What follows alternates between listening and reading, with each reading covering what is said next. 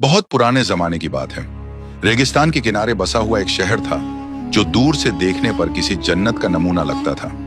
ऊंची ऊंची दीवारों से घिरा हुआ शहर, चौड़ी सड़कें, दोनों तरफ सजे हुए बाजार, खुशबूदार मसालों की महक और सुबह सुबह मस्जिदों से उठती अजहान की आवाज। यही वह शहर था जहां लोग सिर्फ दौलत कमाने के लिए नहीं बल्कि इज्जत और ईमानदारी से जीने के लिए मशहूर थे। इस शहर में रहने वाले लोग खाते पीते थे, मगर उनका दिल लालच से ज्यादा सुकून को अहमियत देता था। हर कोई एक दूसरे का ख्याल रखता था। गरीब अमीर के दरवाजे पर बेझिझक जा सकता था और अमीर गरीब को अपने से अलग नहीं समझता था। इसी शहर में एक अमीर आदमी रहता था जिसे सब लोग शेख साहब कहकर बुलाते थे। शेख साहब दौलत में अमीर जरूर थे, मगर दिल से उससे भी ज्यादा अमीर थे। उनका घर हमेशा मेहमानों से भरा रहता। कभी कोई मुसाफिर, कभी कोई दूर का रिश्तेदार, कभी कोई कारोबार के सिलसिले में आया हुआ अजनबी। हर किसी को शेख साहब एक ही नजर से देखते थे। उनकी जुबान में मिठास थी, चेहरे पर मुस्कान और बातों में अपनापन। जो एक बार उनके घर ठहर जाता, वह फिर कभी उस मेहमान नवाजी को भूल नहीं पाता। शेख साहब की बीवी भी उन्हीं की तरह एक नेक और सब्र करने वाली खातून थी। घर के कामों से लेकर मेहमानों की खातिरदारी तक हर काम अल्लाह की रजा के लिए करती थी। कभी शिकवा नहीं, कभी शिकायत नहीं। शेख साहब का उसूल साफ था, मेहमान अल्लाह की रहमत होता है और रहमत को ठुकराया नहीं जाता। इसी वजह से उनका घर हमेशा आबाद रहता। एक दिन की बात है, दोपहर ढल रही थी और सूरज की तपिश धीरे धीरे कम हो रही थी। तभी शहर के दरवाजे से एक काफिला दाखिल हुआ। ऊंचे कद का एक आदमी, महंगे कपड़े, चेहरे पर सफर की थकान और साथ में कई ऊंट जिन पर सामान लदा हुआ था। वह आदमी किसी आम मुसाफिर जैसा नहीं लग रहा था। उसने शहर में दाखिल होते ही लोगों से पूछताछ शुरू की। इस शहर में कोई नेक, ईमानदार और समझदार आदमी कौन है? लोगों ने एक ही नाम लिया, शेख साहब। वह आदमी बिना देर किए सीधे शेख साहब के घर पहुंचा और दरवाजा खटखटाया। शेख साहब खुद बाहर आए। अजनबी ने अदब से सलाम किया। अस्सलामु अलैकुम। शेख साहब ने मुस्कुराकर जवाब दिया, वलैकुम अस्सलाम व रहमतुल्लाह। सलाम दुआ के बाद अजनबी बोला, हुजूर, मैं आपके बारे में बहुत कुछ सुनकर आया हूँ। मैं इस शहर में नया हूँ और यहाँ कारोबार शुरू करना चाहता हूँ। मुझे किसी ऐसे आदमी की जरूरत है जिस पर मैं आंख बंद करके भरोसा कर सकूं। शेख साहब ने नरमी से कहा, आपने बहुत अच्छा किया जो यहाँ आ गए। इस घर को अपना ही घर समझिए। पहले आराम कीजिए, फिर कारोबार की बात करेंगे। और हाँ, मेहमान तो अल्लाह की रहमत होता है। अजनबी आदमी का दिल खुश हो गया। उसे लगा कि वह सही जगह आ पहुंचा है। शेख साहब ने उसे मेहमान खाने में एक बड़ा कमरा दे दिया। कमरे में उसका सारा सामान रखवाया गया। सामान में एक चीज ऐसी थी जिसने शेख साहब की नजर खींच ली, एक बेहद खूबसूरत संदूक। शेख साहब की नजरें कुछ पल के लिए उस संदूक पर टिक गईं। अजनबी आदमी यह देख चुका था। वह हल्की मुस्कान के साथ बोला, शेख साहब, अब आपसे क्या पर्दा, यह संदूक मेरे लिए बहुत खास है। शेख साहब ने कोई सवाल नहीं किया, मगर मेहमान खुद ही बोलता चला गया, इस संदूक में कुछ बेहद कीमती हीरे हैं। ये हीरे मुझे एक ऐसे आदमी से मिले हैं जिसके जिम्मे मेरा बहुत बड़ा हिसाब था। वह आदमी कभी बहुत रईस हुआ करता था, मगर अब लुट चुका है। उसकी आवाज में हल्की तलखी थी।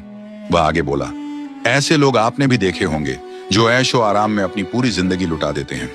कल तक हाथियों के मालिक थे, आज मुर्गियों के भी नहीं रहे।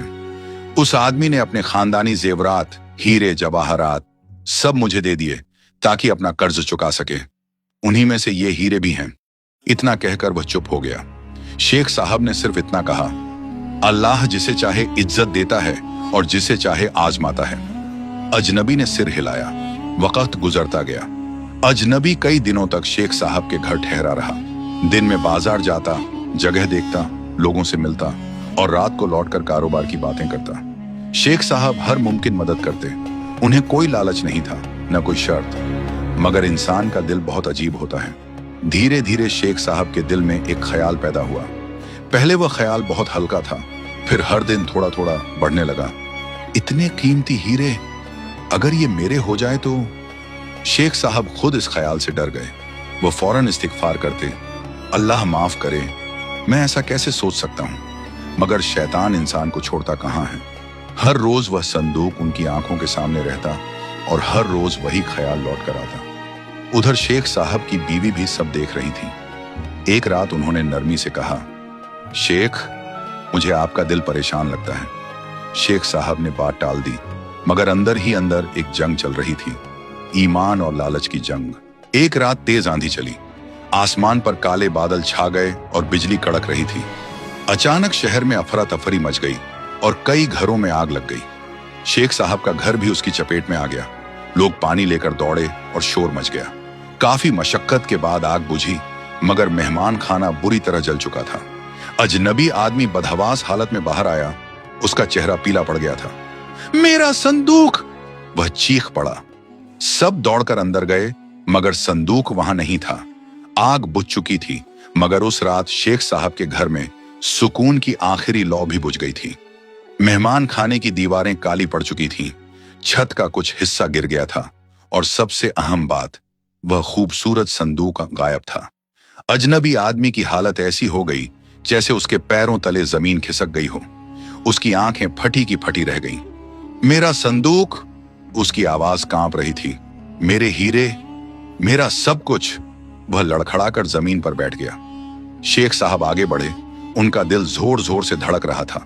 उन्होंने नरमी से कहा, भाई घबराइए नहीं, अभी आग लगी है, अफरा तफरी मची है, हो सकता है किसी ने संदूक बाहर निकाल लिया हो।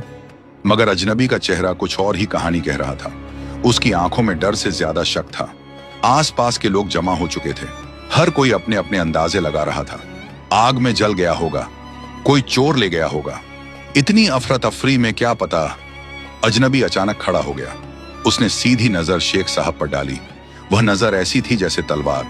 उसने भारी आवाज में कहा, शेख साहब, आप इस घर के मालिक हैं। संदूक यहीं रखा था। अगर वह नहीं मिला तो जवाब आपको देना होगा। लोग सन्न रह गए। शेख साहब ने जिंदगी में पहली बार ऐसा इल्जाम सुना था। उनका चेहरा फीका पड़ गया। उन्होंने भर्राई हुई आवाज में कहा, भाई, आप मुझ पर शक कर रहे हैं। अजनबी ने एक पल चुप रहकर कहा, मैं किसी पर झूठा इल्जाम नहीं लगाना चाहता, मगर सवाल तो उठेंगे। अगली सुबह तक पूरी बात शहर में फैल चुकी थी। शेख साहब के घर से हीरों का संदूक गायब हो गया। मेहमान ने शेख साहब पर शक किया है। इतने नेक आदमी पर ऐसा इल्जाम। लोग दो हिस्सों में बंट गए। कुछ कहते, नामुमकिन, शेख साहब ऐसा नहीं कर सकते। और कुछ फुसफुसाते, अरे भाई, इंसान आखिर इंसान है। इतने हीरे देखकर किसका दिल नहीं डगमगाता। शेख साहब जहां जाते, नजरें उनका पीछा करती। वही लोग जो कल तक उनके हाथ चूमते थे, आज सवालों से देखते थे। सबसे ज्यादा तकलीफ उन्हें चुप्पी से होती थी। शेख साहब रात को सो नहीं पाए। बीवी ने देखा कि वह चुपचाप बैठे हैं, आंखें बंद हैं और होंठ हिल रहे हैं। आप दुआ कर रहे हैं? बीवी ने पूछा। शेख साहब की आंखों से आंसू बह निकले। उन्होंने कहा, मैं अपने दिल से डर रहा हूं। अल्लाह जानता है, मैंने वह संदूक नहीं लिया, मगर यह भी सच है कि एक पल के लिए मेरे दिल में लालच आया था। बीवी ने उनका हाथ थाम लिया और बोली, शेख, अल्लाह नियत देखता है। अगर आपने अमानत में खयानत नहीं की तो अल्लाह खुद आपकी इज्जत बचाएगा। शेख साहब ने सिर झुका लिया। तीसरे दिन अजनबी आदमी सीधे काजी के पास पहुंचा। उसने साफ कहा, मेरा संदूक शेख साहब के घर से गायब हुआ है। मैं चाहता हूं इंसाफ हो। काजी ने शेख साहब को बुलवाया। दरबार जैसी जगह में लोग जमा थे। काजी ने पूछा, शेख साहब, क्या आप कसम खाते हैं कि आपने संदूक नहीं लिया? शेख साहब ने दोनों हाथ उठाए और कहा, अल्लाह की कसम, मैंने न संदूक लिया न किसी को लेने दिया। अजनबी बोला, तो फिर मेरा माल गया कहां? काजी कुछ पल चुप रहे, फिर बोले, यह मामला अब छोटा नहीं रहा। इतनी बड़ी दौलत का सवाल है, बेहतर होगा कि इसे बादशाह के दरबार में पेश किया जाए। यह सुनते ही भीड़ में खलबली मच गई। उस शहर पर एक इंसाफ पसंद बादशाह हुकूमत करता था। उसका नाम सुनते ही लोग सीधे खड़े हो जाते। कहा जाता था कि उसके दरबार में अमीर और गरीब एक ही लाइन में खड़े होते हैं। शेख साहब के पैरों तले जमीन खिसक गई। दरबार जाने का दिन आ गया। शेख साहब, अजनबी आदमी और कुछ गवाह सब एक साथ निकले। रास्ते भर लोग देखते रहे। शेख साहब के दिल में बस एक ही आवाज गूंज रही थी, या अल्लाह, तू सब जानता है। बादशाह का दरबार भरा हुआ था। बादशाह ने इशारे से दोनों को आगे बुलाया और कहा, मामला बयान किया जाए। अजनबी आदमी ने पूरा वाकया बयान किया। फिर शेख साहब बोले। उन्होंने सच सच सब बताया और यहां तक कि यह भी कहा, ऐ बादशाह ए वक़्त, मैं मानता हूं कि एक पल के लिए मेरे दिल में लालच आया था, मगर मैंने उस ख्याल पर अमल नहीं किया। दरबार में सन्नाटा छा गया। बादशाह ने गहरी नजर से शेख साहब को देखा और कहा, फैसला जल्दबाजी में नहीं होगा, पहले सच्चाई को परखा जाएगा। उन्होंने हुक्म दिया कि शेख साहब को तब तक महल के एक कमरे में ठहराया जाए। महल का वह कमरा शांत था, मगर शेख साहब के दिल में तूफान चल रहा था। उन्होंने आंखें बंद की और दुआ की, या अल्लाह, तू गवाह है कि मैंने अमानत में खयानत नहीं की। अगर मेरी इज्जत छिन भी जाए तो मेरा ईमान बचा लेना। उसी रात बादशाह जाग रहा था। उसने अपने वजीर को बुलाया और पूछा, तुम्हें क्या लगता है, क्या शेख साहब दोषी हैं? वजीर ने कहा, हुजूर, अगर सूरत से फैसला किया जाए तो वह बेगुनाह लगता है, मगर इंसाफ शख्स से नहीं, सबूत से चलता है। बादशाह मुस्कुराकर बोला, सबूत कभी कभी इंसान खुद पेश कर देता है, बस सब्र से इंतजार करना पड़ता है। उधर अजनबी आदमी बेचैन था। उसे डर था कि कहीं सच सामने ना आ जाए। अगली सुबह दरबार सजा। बादशाह ने हुक्म दिया, शहर के हर उस शख्स को बुलाया जाए जो उस रात आग बुझाने में शामिल था। कुछ ही घंटों में लोग दरबार में खड़े थे।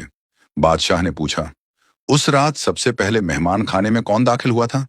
एक बूढ़ा आदमी आगे आया और बोला, हुजूर, मैं। बादशाह ने पूछा, क्या तुमने अंदर कुछ देखा? बूढ़े ने उंगली उठाई और सीधे अजनबी आदमी की तरफ इशारा करते हुए कहा, मैंने इस आदमी को आग से पहले ही संदूक बाहर ले जाते देखा था। दरबार में खलबली मच गई। अजनबी के चेहरे से रंग उड़ गया। वह चीख पड़ा, यह झूठ है। मगर बादशाह ने उसे चुप कराया। अब अजनबी टूट चुका था और उसने कांपती आवाज में कबूल कर लिया, हाँ, मैंने ही संदूक छुपाया था। मुझे डर था कि आग में हीरे जल न जाए, इसलिए मैंने उन्हें बाहर निकाल लिया और फिर लालच ने मुझे अंधा कर दिया। मैंने शेख साहब को फंसा दिया। बादशाह खड़ा हुआ और फैसला सुनाया कि अजनबी आदमी के हीरे असली मालिकों तक पहुंचाए जाएं और उसे सजा दी जाए। वहीं शेख साहब की इज्जत पूरे शहर में बहाल की जाए और उन्हें इनाम दिया जाए। शेख साहब की आंखों से आंसू बह निकले। उन्होंने कहा, हुजूर, मुझे किसी इनाम की जरूरत नहीं, मेरे लिए यही काफी है कि अल्लाह ने मेरी लाज रख ली। बादशाह ने मुस्कुराकर कहा, यही तो सबसे बड़ा इनाम है। जब शेख साहब घर लौटे तो पूरा शहर उनके स्वागत में खड़ा था। लोग माफी मांग रहे थे। शेख साहब ने सबको माफ कर दिया और कहा, सब्र ने मुझे सिखाया कि इंसाफ देर से सही मगर होता जरूर है। इस तरह सब्र का इम्तिहान खत्म हुआ और अल्लाह का इंसाफ सबके सामने आ गया। जो सब्र करता है वही आखिर में सरखरू होता है। प्यारे दोस्तों, स्क्रीन पर आ रही इस वीडियो को भी जरूर देखें। बहुत अच्छी कहानी है। अगर ये वीडियो आपको अच्छी लगी तो लाइक करें और हमारे चैनल को सब्सक्राइब जरूर करें।